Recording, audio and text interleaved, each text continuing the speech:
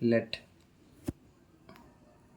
assume root 5 is rational.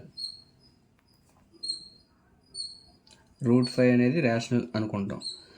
Root 5 is equal to a by b when a comma b are co-primes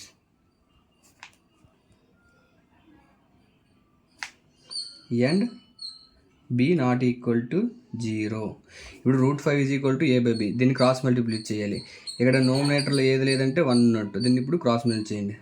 route 5 into b a into 1, root 5 into b root 5b, a into 1 a.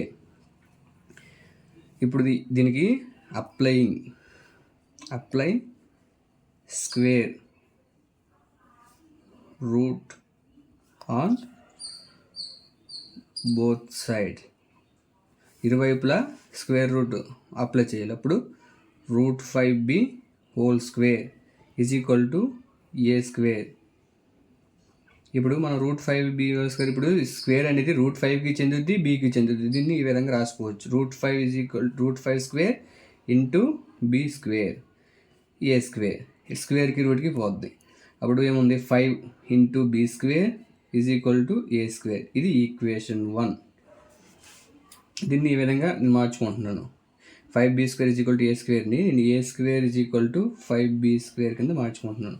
అప్పుడు ఇది equation 1 అవుద్ది. Since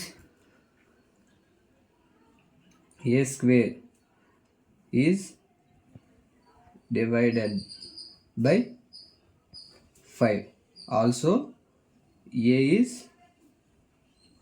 divided by 5. A square అనేది 5ని divide చేస్తుంది, అలాగే ఏ కూడా 5ని divide చేస్తుంది. Let A is equal to 5c, A is equal to 5c మనం అనుకుంటాం.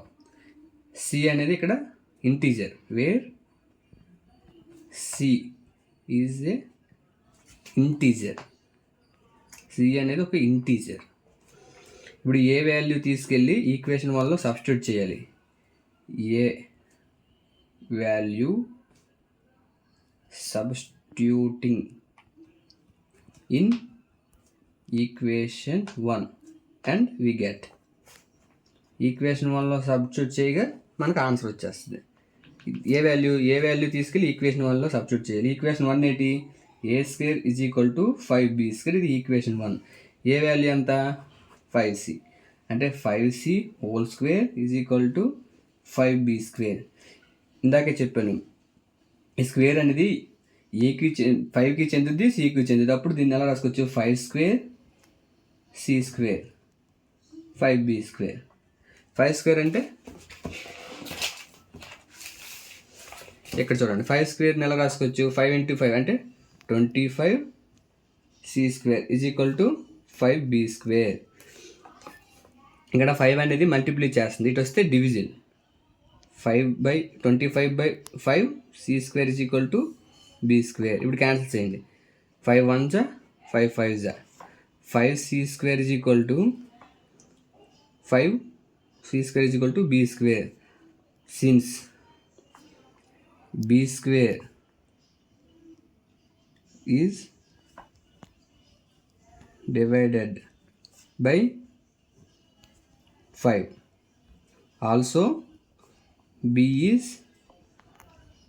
divided by 5. మనం తీసుకున్నది ఏంటి? రూట్ 5 ఈజ్ ఏ రేషనల్ తీసుకున్నాం, కానీ మన assumption is wrong. Therefore your assumption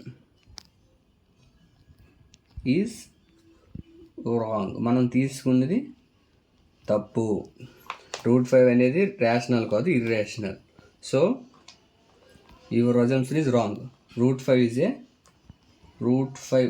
is a not a rational number.